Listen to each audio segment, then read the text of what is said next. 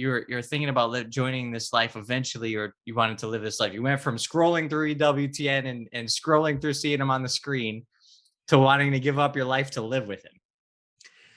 Yeah, it came to the point where in college, as I was discerning a call, like I realized that the only way that I could really hear a call is if I prayed a daily holy hour, and if I went to mass every day, and like I knew that I needed this.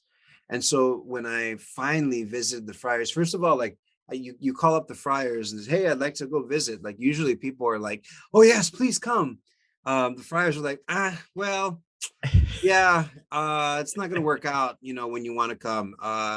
Yeah, because like we're not here and like it's not a good time.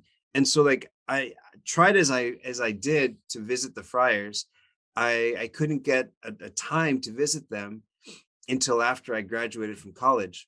When I did, it was beautiful. Father Glenn, who you know very well, was the vocation director, and what I figured out is that I needed time, and so we went to go visit Father Benedict, and he offered me a job, and at the time I call it like some of my last temptations, right? Uh, then there's other temptations, but like I had an opportunity to get a very nice corporate job in the city.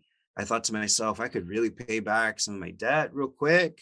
And then something in my heart said, stay low, stay humble. It's not about you paying back all your bills. It's about you being in the right place. So I took a job driving Father Benedict around for a year. Hmm. And sure enough, it was what I really needed. I didn't need a year to pay back my debt. I needed a year for me to heal. I needed a year for me to dig deeper, to have a firmer foundation. Hmm. And no better place than with Father Benedict, driving him around, learning from him, learning how he loved people, how he sacrificed for people. He was the exact same person. If he was talking to a cardinal, if he was talking to some rich, New York stock trader, and to somebody who grew up in an orphanage, Hmm. in the poorest part of the Bronx, he was the same person. There's something to that, there's something to his authenticity and his love for the church, quite frankly. He had such a love for the church, and such a love for people, even in their brokenness. I remember him telling me, because as priests, you kind of like, I guess psychologists too, people's stories, Mhm. and what they've overcome.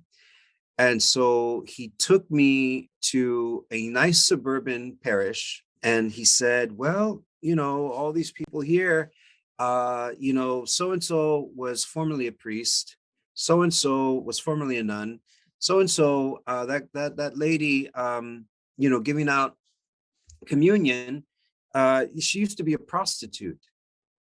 And he said, isn't it beautiful what God's mercy can do? Hmm. And I've like, that's the stuff you don't forget. That's the stuff that, it's a view of humanity that sees things from the perspective of God's mercy. And nobody would know any of these things unless you were digging deep into their story, unless you help them get out of it yourself. And people oftentimes they see their life's worth by the trouble that they're going through at the time. And he helped me to understand, it's like that's just one little paragraph in the entire book that is your life, Wow. and there's so much more to the story.